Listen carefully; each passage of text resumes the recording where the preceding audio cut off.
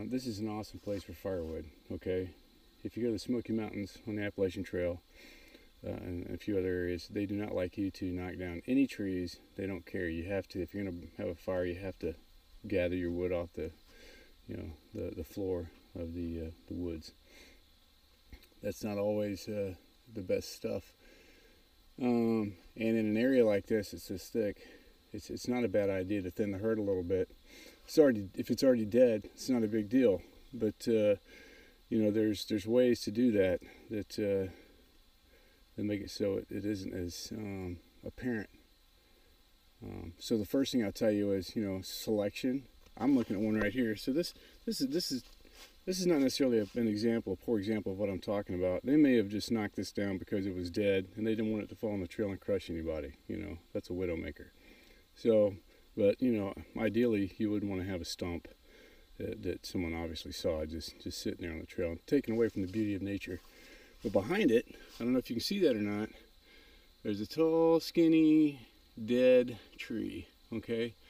So if it's raining, that's the kind of wood you're looking for because it's going to be relatively dry and you can split that by batoning it and it'll burn. And I can see at the base of it there's a lot of bark missing.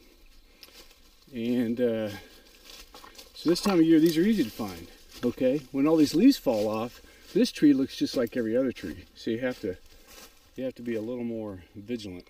But this is obviously dead. You can see the bark's gone.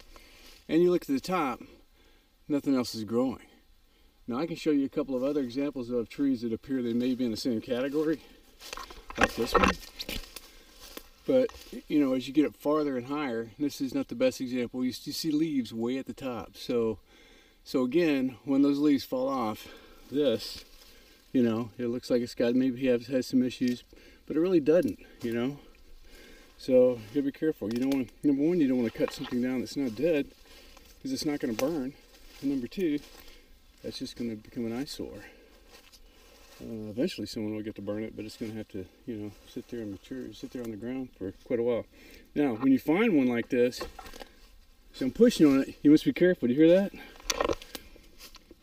The top is just flailing. Widowmaker City. If this thing's straight up and down, look at that.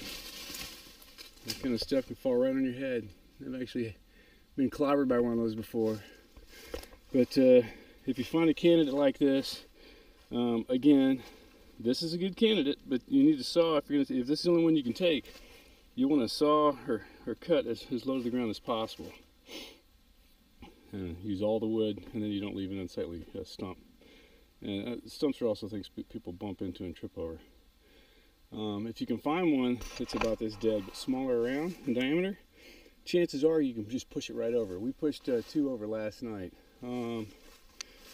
Let's see. Okay, I'm easily distracted. Here's one with no limbs, but the bark looks like it's still in pretty good shape. So this one's dead, but it's not to the point where you can actually push it over. But this is about the size of those you can usually push them over. You get the little root ball comes up, and that's best case scenario.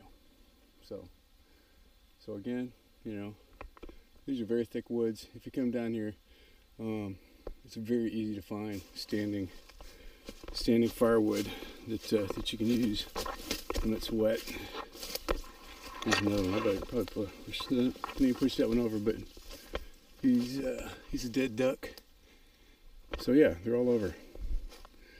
All over. And when it's been raining like it has here, you're not going to get a fire going unless you harvest something like this. There you go.